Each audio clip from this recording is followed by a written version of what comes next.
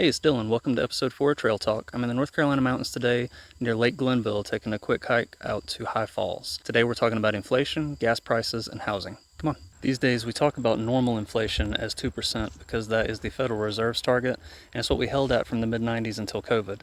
But it was never normal before then, and it didn't become a target for the Federal Reserve until 2012. Inflation is really complicated, but I'll do my best to break it down. If you're not entirely clear what inflation is or what causes it, you're not alone. I'll post a response video in the comments that I think will do a decent job of explaining it, and then you can come back here and finish the episode. As Biden and Harris entered office and were handed the economic fallout of the initial pandemic, inflation began to rise. Economists expected this to be temporary as the world recovered from supply chain issues, and the administration took their advice in waiting to respond too aggressively. But then the Saudis decided to make up for their lost profits from 2020 and drove the global price of oil up from $38 a barrel to $70 a barrel. This jump-started inflation all over the world very quickly.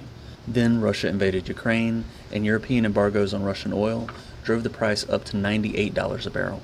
There was no denying we had a big problem on our hands, as inflation peaked around 9% in mid-2022.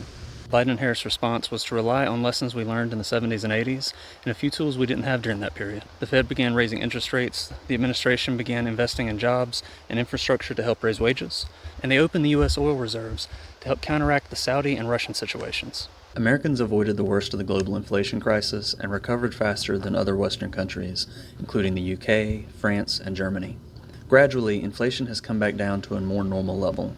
Price reduction mixed with wage growth has put the real income of most Americans higher than in 2019. Much of the remaining problems can be attributed to price gouging.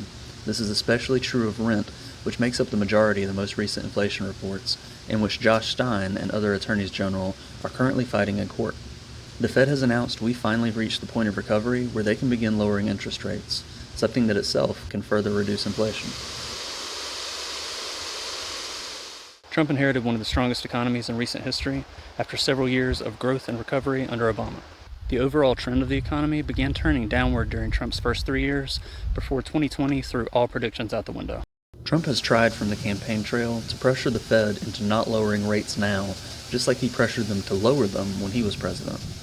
Recent comments suggest Trump hopes to politicize the Federal Reserve in the same way he helped politicize the Supreme Court.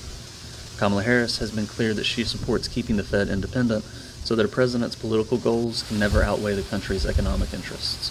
This has been a lot of very dense information, so I'm going to give you a break and I'll be back to talk about housing in part 2 after lunch.